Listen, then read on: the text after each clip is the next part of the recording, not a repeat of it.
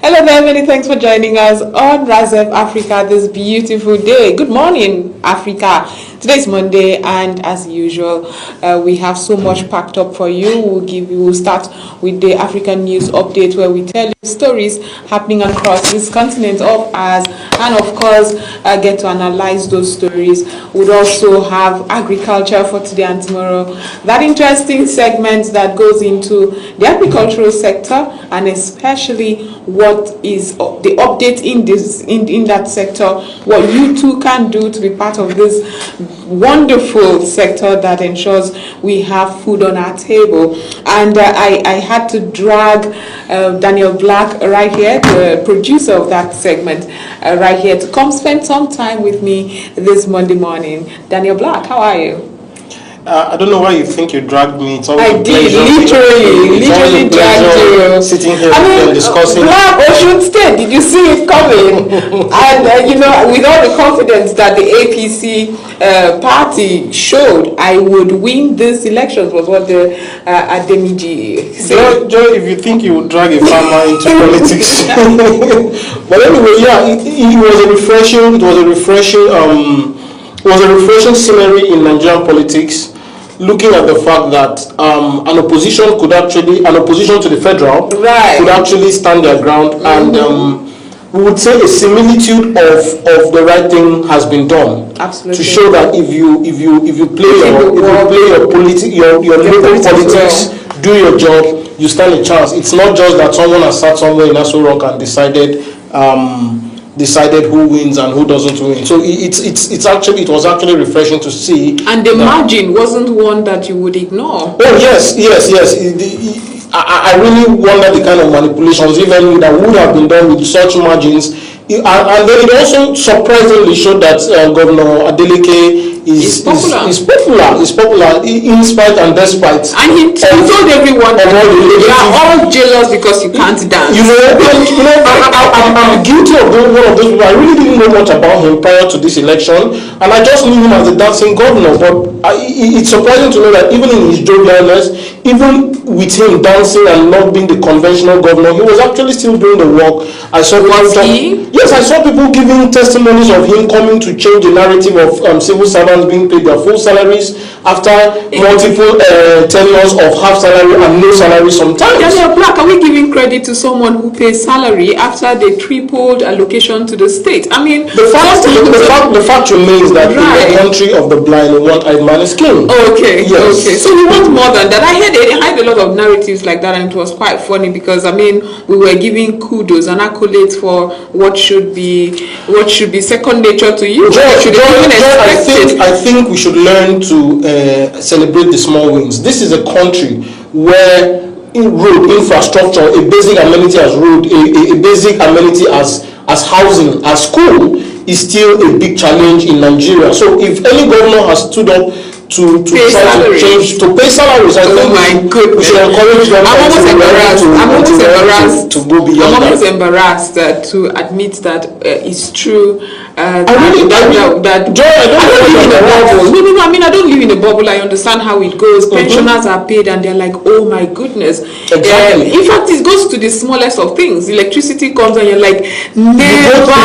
You go through surgery in Nigeria and come out like thank God. In fact, that is why most people go to church to ignore the effort of the doctors and thank God for it. That meme where the doctor was like, after spending how many hours surgery, person is like, receiving your salary is a miracle. It's a big deal. It's something politicians can use to toot their horn. So imagine if all Adeleke did was pay salaries and he received such massive love. What are other governors doing? What did other governors of Osun State do? So please do not want to water down his success because you feel that. Please, may he continue paying salaries. Yes, please. At least whatever you do, pay salaries. In spite and despite the allocations that are now tripled to the state and the monies in his coffers. When you keep saying tripled to the state, you understand the inflation that has taken place. You understand that the value of money. I have not done the economics, but someone posted on social media, if you earned 150,000 5 years ago, and you currently earn 500,000, you were poorer. You've just become poorer. The figures look bigger, but the value of that 500,000 to 150,000 5 years ago is not the same. So in as much as don't downplay it like that. No, it's not downplaying. We are all victims of the inflation. But that's not to say that if we have accountability in this country, Nigerians would be appreciating salary payment. You know what just came to my mind? That our internal joke of accountability and sustainability and transparency. These are buffer words that people throw around. Yeah, call them what you like. We need to celebrate the little things and then grow from there. Are we growing? Would we grow? Anyway, thank you so much, Daniel Black, for that. But we're coming now. We're taking the segment now to discuss happenings across Africa. So we start with Zambia, where the president Hakainde Hichilema appears to be heading towards an outright victory as vote counting resumes after violence disrupted the process. The Electoral Commission temporarily suspended counting after attacks at some polling stations, including reports of stolen ballot papers. The opposition has raised concerns about the credibility of the process. So Zambia went to the polls to choose a president, and apparently democracy decided to add a little action to the movie of the program. Hichilema is seeking a second term, with the economy and the cost of living among major other issues facing voters. And in fact, the ballots are still being counted, but the political temperature is already very high. This isn't what we faced here in Nigeria now, did we? Where we're not having ballot papers being hijacked. We're not having that kind of violence. Yes, while we are not having those, but it's beautiful that in most African countries, elections has always been dramatic. There's always something. That's beautiful. Democracy in itself is alien to Africa. We are adopting this culture, and we have been told that this is the best form of government. So I think Africa is trying to localize, make democracy, have a unique African democratic system. So we have peculiarity to our own democracy. Of course. And then so the Western democracy is fighting the African democracy. Yeah. I think with time we get to balance. But Black, how dare anybody point a finger at Africa? Who sets the standard? This is the same America that, as we speak, Donald Trump is saying the law is just too strong. Otherwise, frankly, I wanted to run for top term. Sometimes I really wonder. They say, now one mama born all of us at the end of the day. Fine, in as much as now one mama born all of us, but you all remember that everything we do today, we were colonized by these people, and we are yet to be fully free from the shackles of that. I'm just saying, nobody should have a high ground, or almost as if the Africans are timid in their democratic process, or they are trying to get a third term. Your president wants a third term. His problem is just that Congress will not approve. That's all. You see, yes. So anyway, let me not battle it, but I really think that Africa is trying. I want to give kudos to Africa. We are trying to turn something that is not really us to become us. And Nigeria has really done a good job. Uninterrupted democracy since we embraced it. So yes, smirk, even if you like smirk. No, that's something to celebrate the little wins you have. What should be our priority? The form of government or the welfare of the people? Uninterrupted democracy should be something we should celebrate if it has brought benefit, if it has elevated the people. Has it actually elevated the form of side by side the democracy that we face and the military regime that we face? Would you honestly pick the military regime? So I didn't live much of the military regime, but I apologize. Yes. I looked at you and thought you were in the I wasn't to listen. I apologize. But you also agree with me that there has been there has been a decline. There has been a decline because we've heard stories of our parents finishing schools and giving stipends, jobs waiting for them, enjoying scholarships and all of that. Right now, those things are no more in place, even with this long time of military rule, and in fact a boom in oil gas prices. But most of the things we've heard when our parents want to brag and say in our time, we can't find them any longer. So I really don't know which generation you are juxtaposing, but I really think that the military rule at some points had their mark on Nigeria. The democratic rule that we are growing is still I know people like you. I won't come out talking about the ills of military rule and democracy also has its ills. Absolutely. So please, let's not throw the baby away with the bathwater. Okay, so I hope you didn't join the coup plotters. But we move on now to Zimbabwe, where Zimbabwe is mourning after the death toll from the Lake Kariba ferry disaster climbed sharply.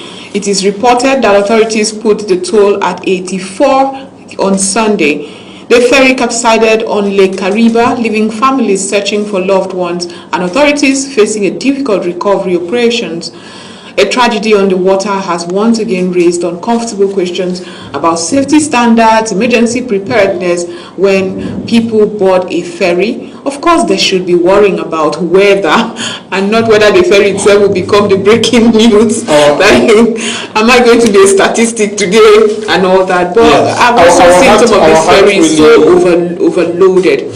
Our heart really goes out to the lost ones, and we clearly sympathize with them. I don't turn this to be an African thing. These safety concerns are a global issue. Absolutely. And yes, while sometimes some of these ferries, I don't know from the report you read if we had reports of overcrowding situations in that, but of course you know that we have some weather conditions that could overtake absolutely. These instances. So we just want to condole with those that have lost loved ones, and also call for more government effort on ensuring safety on our waterways. Have you wondered how while it's not an African thing, but because we don't have PPPs, protective gears in the waters, we see sometimes overloading. It makes these disasters, even the statistics of it, even more heightened. I'm going to give this example irrespective of, I was in New York just last year, and we took a ferry from the Brooklyn Bridge over to where the Statue of Liberty is, and we were not given PPE, we were not given life jackets. Everybody entered the ferry. I think over 150, if I don't exaggerate, or even up to 200 people. No, of course, but we were not given PPEs, right. And the waves, it was very cold, it was very windy, the waves were blowing. We were lucky to be there on a windy day, and all of that. My sincere condolences goes to these people, but I really just want to specify that this is not necessarily an African thing. In New York, in the Western world, we have ferries that have been plying, and they've not been overly cautious on these safety issues, which is not a reason that we should not either, but let us not make it look like it's something peculiar to Africans. Absolutely. Now for some good news, we move to Cameroon, that they have won their first ever Women's African Cup of Nations title, defeating tournament debutants Malawi 3-0 in Sunday's final. So this is a historic moment for the indomitable Lionesses, and a reminder that African women's football continues to roar louder. Malawi have arrived as debutants, but Cameroon clearly decided there will be no participation certificate, only a trophy. Congratulations to them. I don't know why when you started that and you said moving on to good news from Cameroon, I was expecting something else political wise. Political wise. Yes, we young people are putting our fingers crossed, hoping that we will have some very good news in terms of the political climate in Cameroon. But first of all, in the meantime, bring back the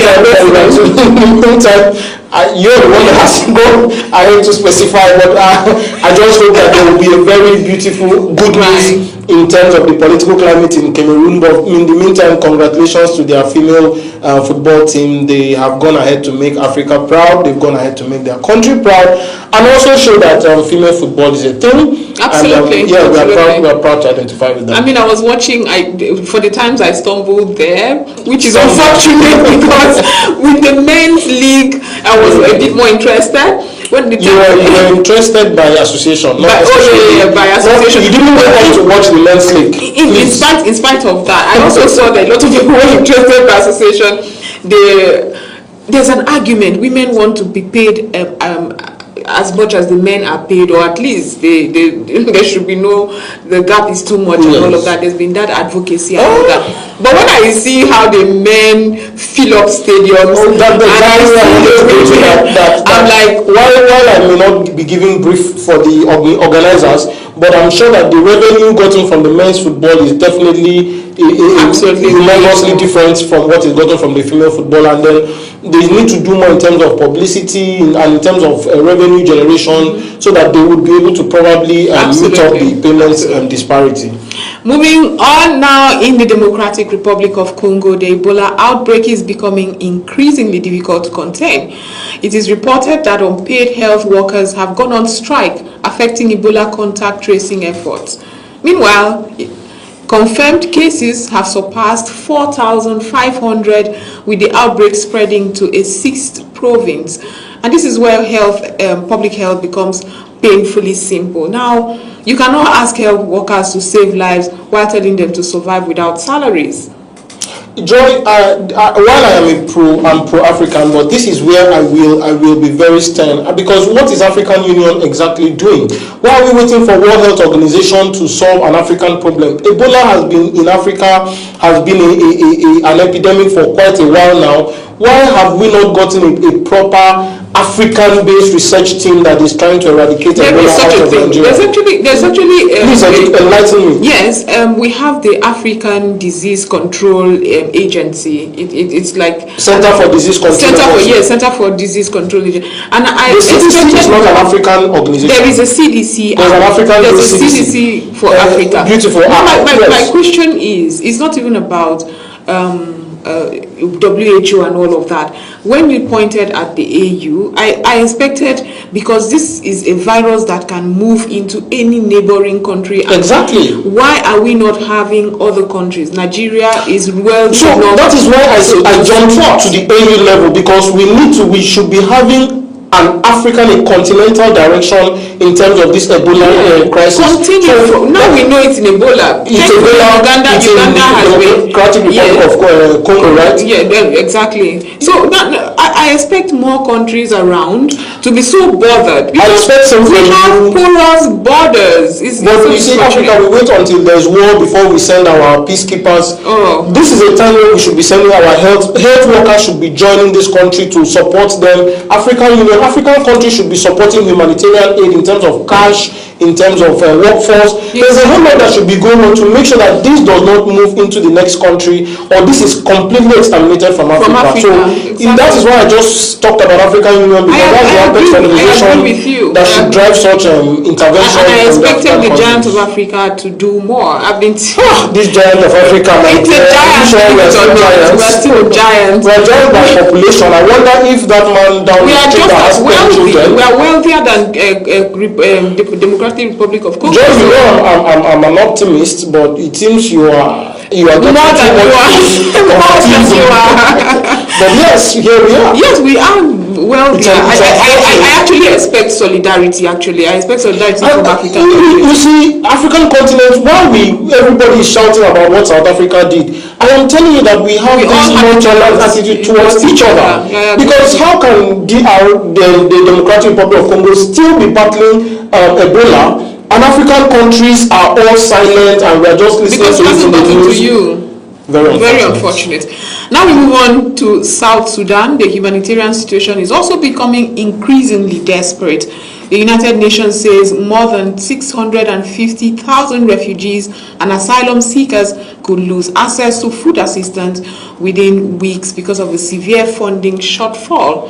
Now, the World Food Programme says it needs additional funding urgently, while more than 7.8 million people in South Sudan are already experiencing acute food insecurity. Now, the irony is brutal. People fled war looking for safety, only to find out that the food assistance keeping them alive is running out. Joy, I'm sorry I'm having to laugh, but it's an irony, it's a humorous irony, because people now planning refugees, people now planning global assistance. I don't know if they are having all the facts tossed straight, because if people are fleeing a war-torn area, the very first consideration should be food. Those people in the refugee camps, how are they contributing to their food? Have they started planting? Have they started doing sack farming? There's a whole lot of solutions. We will leave these solutions to when you have agriculture for today and tomorrow. So unfortunately, I think this was a very avoidable problem. I agree with you. If the designers, the implementers, and the managers of these refugee camps, these internally or externally displaced people, asylum seekers, actually put in the work to sit down and plan end to end, not just say, oh, let's welcome everybody and then we are waiting for the West to provide aid. But here we are. Now we move to Southern Africa, where leaders are meeting in Durban for the 46th SADC summit, with peace, security, stability and regional development high on the agenda. Migration is also getting serious attention, with Lesotho warning that population movement is a regional issue and cannot simply be treated as South Africa's problem only. Meanwhile, South Africa continues to grapple with tensions around irregular migration. In other words, the SADC is having continental equivalent of a family meeting.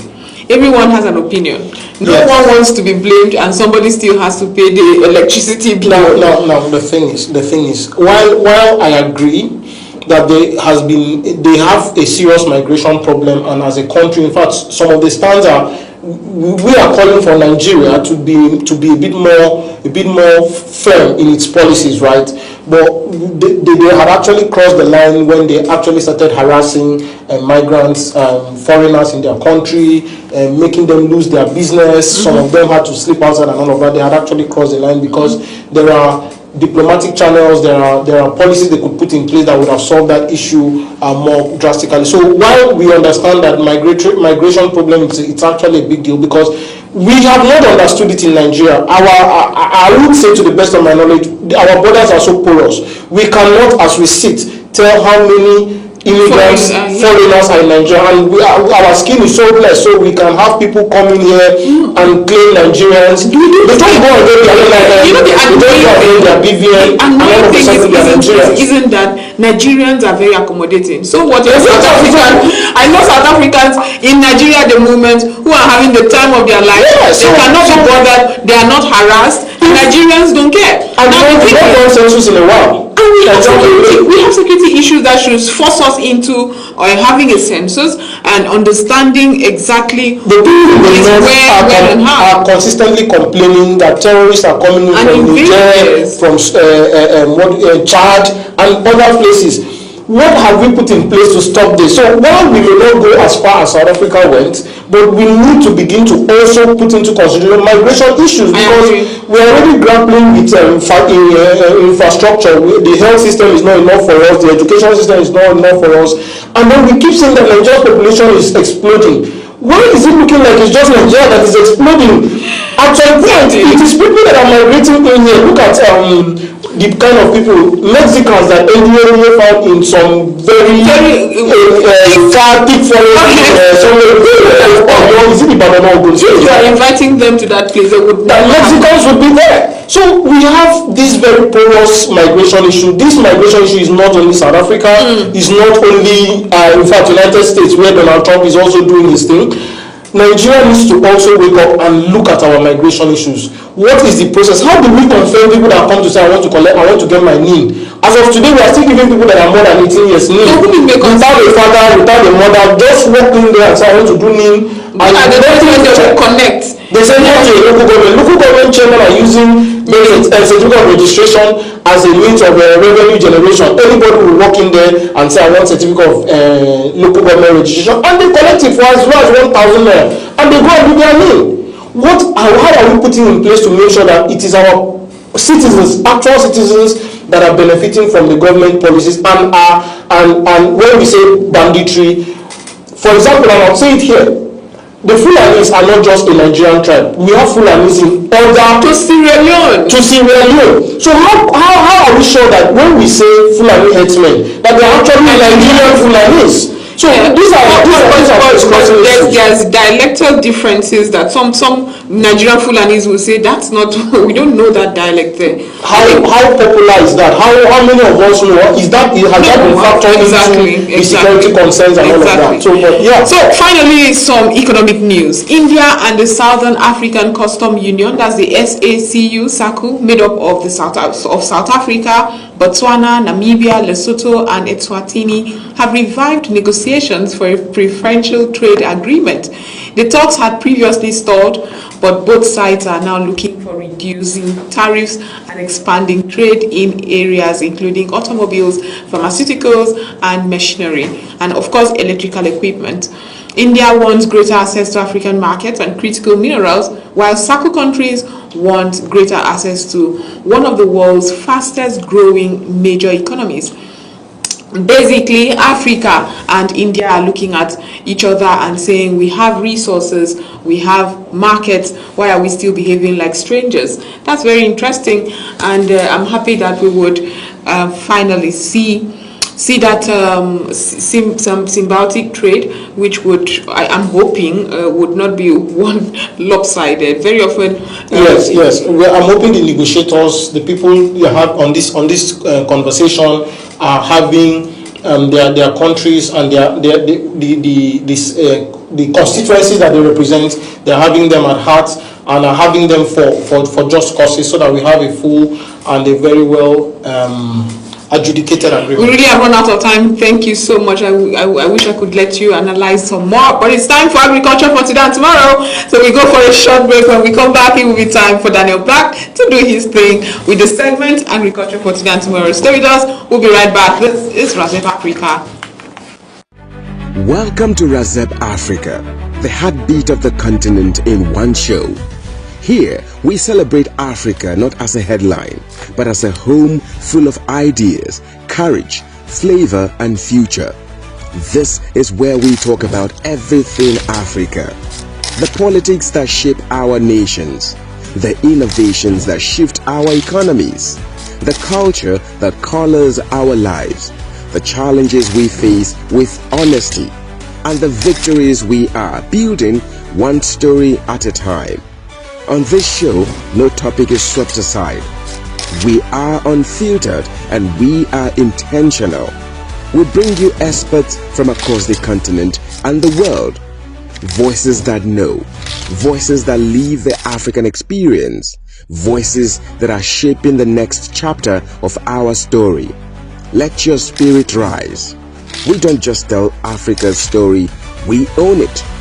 Join Joy Asonye on RAZEB Africa, Monday to Friday at 11 a.m. to 12 noon on Global Television.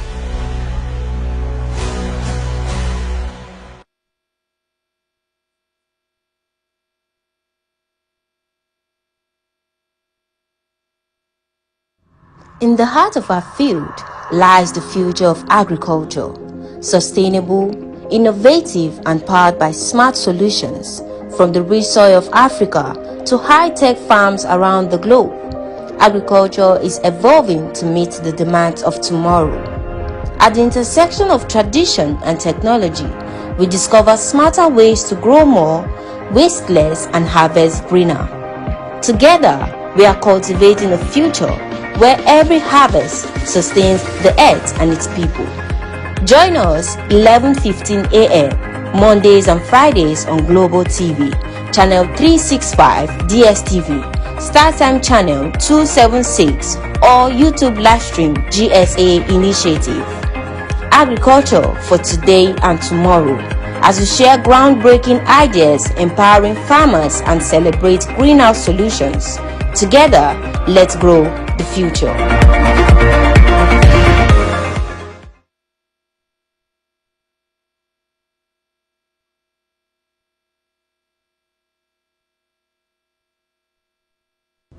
In the heart of our field lies the future of agriculture, sustainable, innovative, and powered by smart solutions. From the rich soil of Africa to high-tech farms around the globe, agriculture is evolving to meet the demands of tomorrow. At the intersection of tradition and technology, we discover smarter ways to grow more, waste less, and harvest greener. Together, we are cultivating a future where every harvest sustains the earth and its people. Join us 11:15 a.m. Mondays and Fridays on Global TV, Channel 365 DSTV, StarTime Channel 276, or YouTube Livestream GSA Initiative. Agriculture for today and tomorrow, as we share groundbreaking ideas, empowering farmers, and celebrate greenhouse solutions. Together, let's grow the future.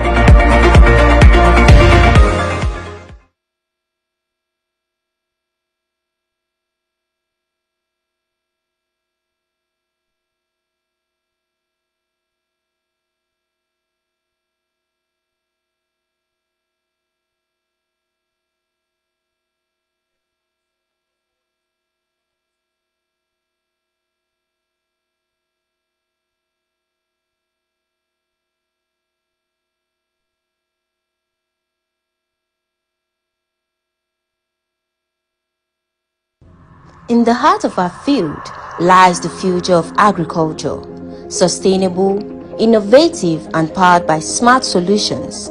From the rich soil of Africa to high-tech farms around the globe, agriculture is evolving to meet the demands of tomorrow. At the intersection of tradition and technology, we discover smarter ways to grow more, waste less, and harvest greener. Together, we are cultivating a future where every harvest sustains the earth and its people. Join us 11:15 a.m. Mondays and Fridays on Global TV, Channel 365 DSTV, StarTime Channel 276, or YouTube Livestream GSA Initiative. Agriculture for today and tomorrow, as we share groundbreaking ideas, empowering farmers, and celebrate greenhouse solutions. Together, let's grow the future.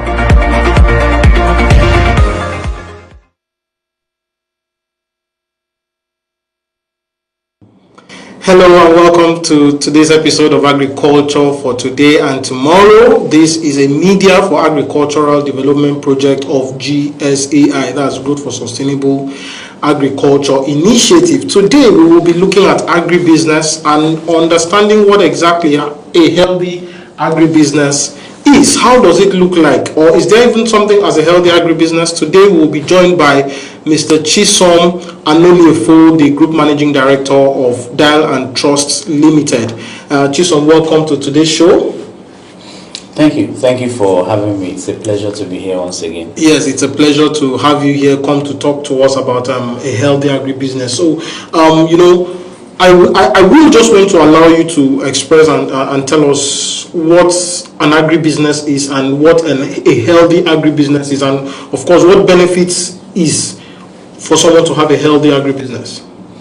Okay, thank you very much for coming in from that direction.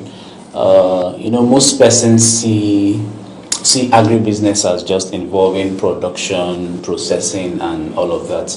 But basically, we at Meris Consults, we see agribusiness as, agriculture operating as a complete business. That is to say that agriculture not only involves production, processing, it's a complete business. Starting from production, down to operation, down to finance, down to markets, down to the people, down to having a long-term strategy. Okay. So that is why when we talk about what a healthy agribusiness should look like, we're looking at an agribusiness that has a strong business model. You understand what you are selling. You understand where your income is actually coming from. You have a strong financial management policy. You understand your revenue, you understand your cash flow, you have control of your costs and all that. All right, thank you. I know there's more you want to say, but I just want you to break it down because our program, our majority of our program is targeted at developing smallholder farmers. So you've mentioned business model, you've mentioned projections, you've mentioned cash flow. Could you use it in simplified terms, or should I ask you this question? So can a smallholder farmer, the Baba Sugoi that just has a farm in his backyard, can he have an agribusiness, or it is meant for big wigs like Dangote and Co? Not at all, not at all. There is always this misconception of where people think a healthy agribusiness is one that people tend to measure a healthy agribusiness with the size of the farm, how many number of animals you have and all that. But, having a healthy agribusiness starts from even the baba that has just 10 fowls or 10. Okay, so let's speak to that baba now. Draw the picture of a healthy business for that baba, a smallholder farmer. For that baba now who is running a small business, a healthy agribusiness means that baba has a record-keeping model. He is keeping record. It can be manual. You don't need to have softwares and cloud and all that. It can be manual.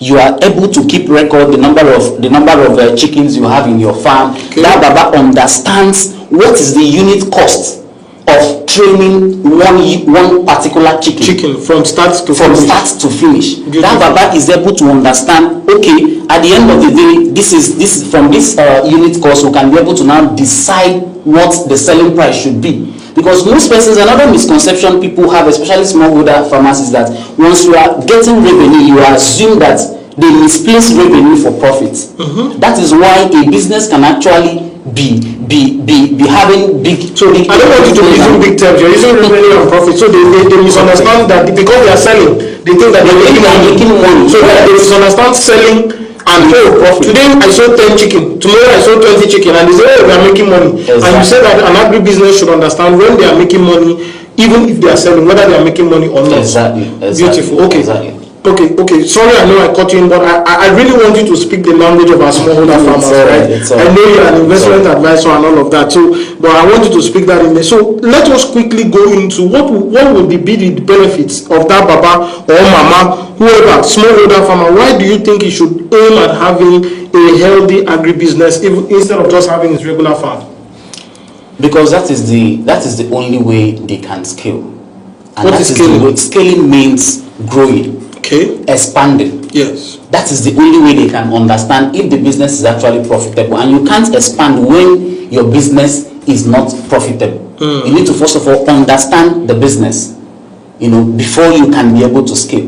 So one of the advantages of, putting all these things into place is that it helps you to understand where you are coming from. You will now be able to use that to position your business to where you want to actually be.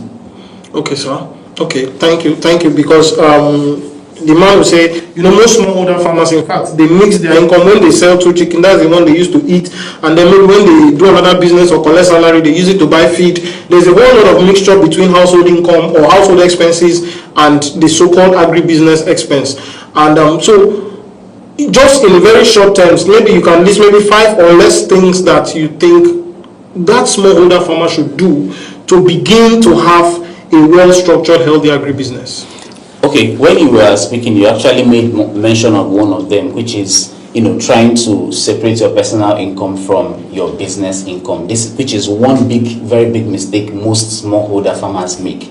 They don't have a way of separating their personal income from their business income. They make money from their chicken sales. Before you know it, they're using it to spend on family expenditure. So there should be a clear differentiation between that business income and personal income. Mm-hmm. Then again, there should be proper record keeping. Okay. There should be proper record keeping to be able to understand that your unit cost.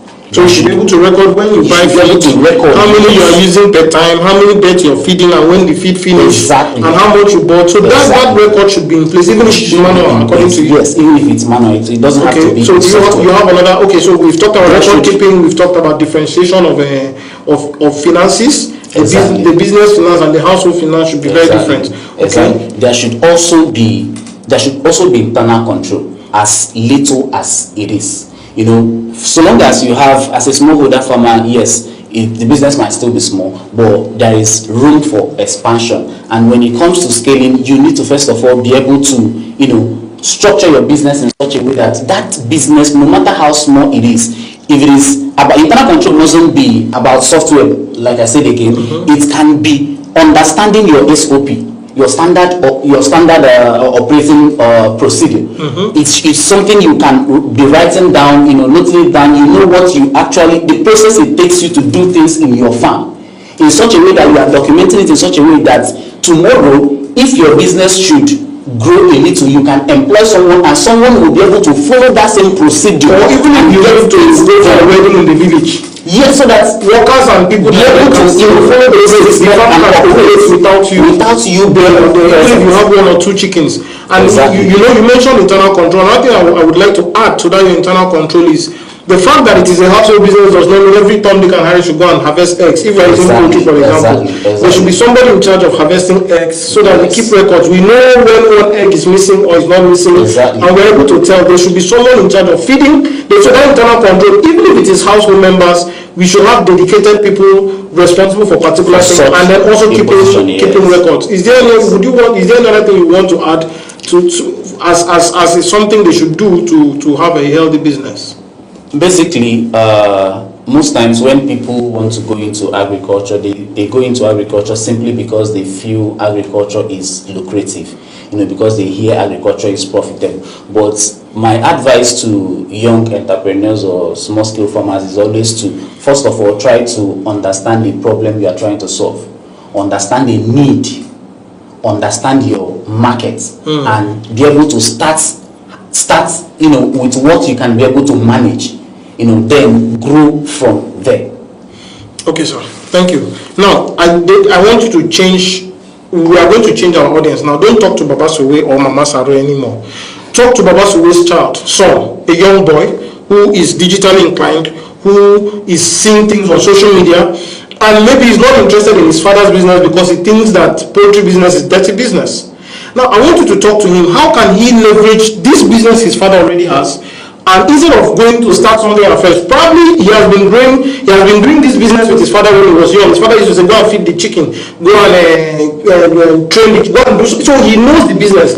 But maybe as he's grown, the way his father has done it has not allowed him interest in the business. Talk to those set of young people now.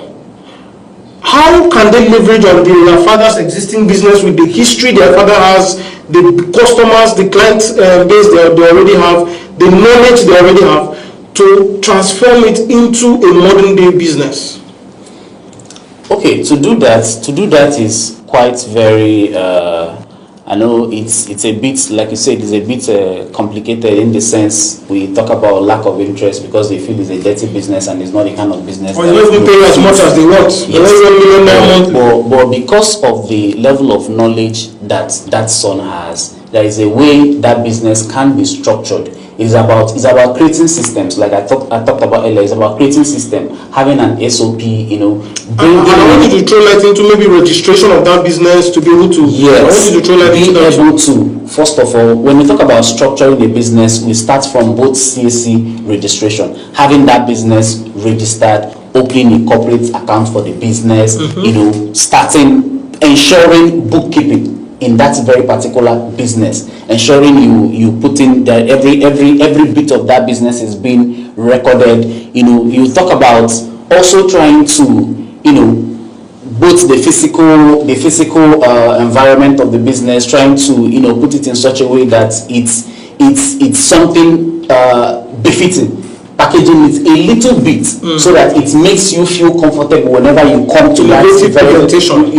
Whenever you come to that very particular office. Opening a social media page where for visibility purposes, because also increasing sales as well. Having a social media page and all of that, and being able, that record keeping is very, very important, because when you are talking about scaling, your bookkeeping is what should be able to tell your story even before you tell the story about that very particular business. Okay, of course, your bookkeeping will tell how many birds you have had, how many you've been able to your revenue, yes, from there you'll be able to get your revenue histories. So one quick question as we begin to round up. The question now is there any time that's too late for a farmer, a smallholder farmer, to begin to transform his business into a healthy agribusiness? Definitely, there is no time that is too late. They can start at any point in that very particular business. The most important thing is to start. Thank you, Mr. Chisom, for availing us of your time. I know that, in fact, if farmers were to come for a consultation, it would cost them a six-figure consultation fees. But we thank you so much for coming on today to enlighten farmers about healthy agribusiness. You've heard it all. You can transform your business from any time you begin to put in the structures in place.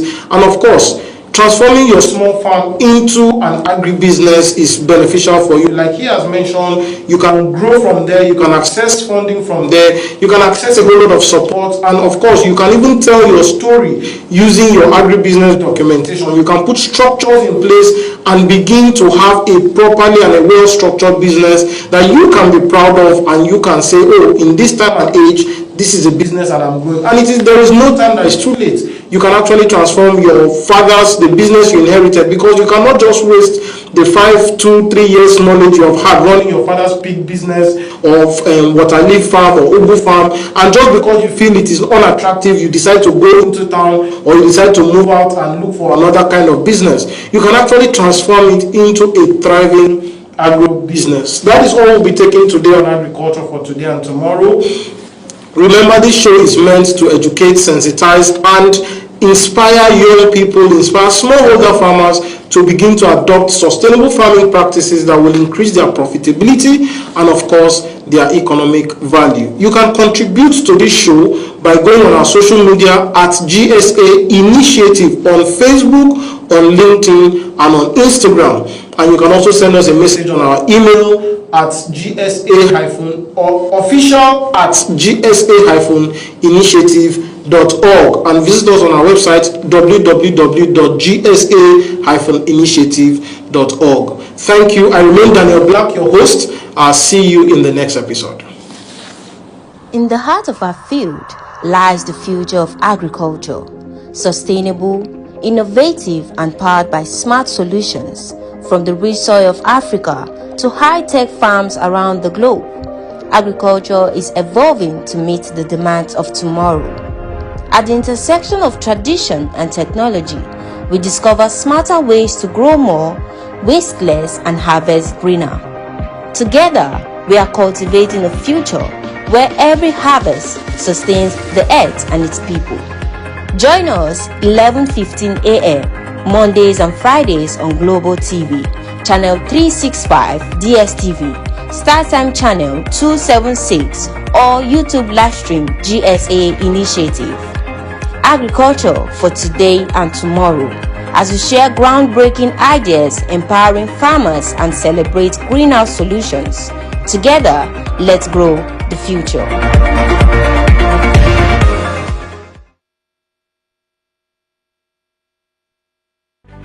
Welcome to Razeb Africa, the heartbeat of the continent in one show. Here, we celebrate Africa not as a headline, but as a home full of ideas, courage, flavor, and future. This is where we talk about everything Africa. The politics that shape our nations, the innovations that shift our economies, the culture that colors our lives, the challenges we face with honesty, and the victories we are building one story at a time. On this show, no topic is swept aside. We are unfiltered and we are intentional. We bring you experts from across the continent and the world. Voices that know, voices that live the African experience, voices that are shaping the next chapter of our story. Let your spirit rise. We don't just tell Africa's story, we own it. Join Joy Asonye on Razeb Africa, Monday to Friday at 11 a.m. to 12 noon on Global Television.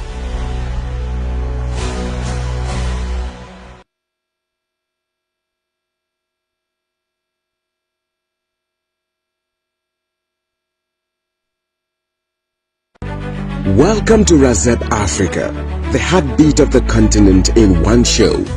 Here, we celebrate Africa not as a headline, but as a home full of ideas, courage, flavor, and future.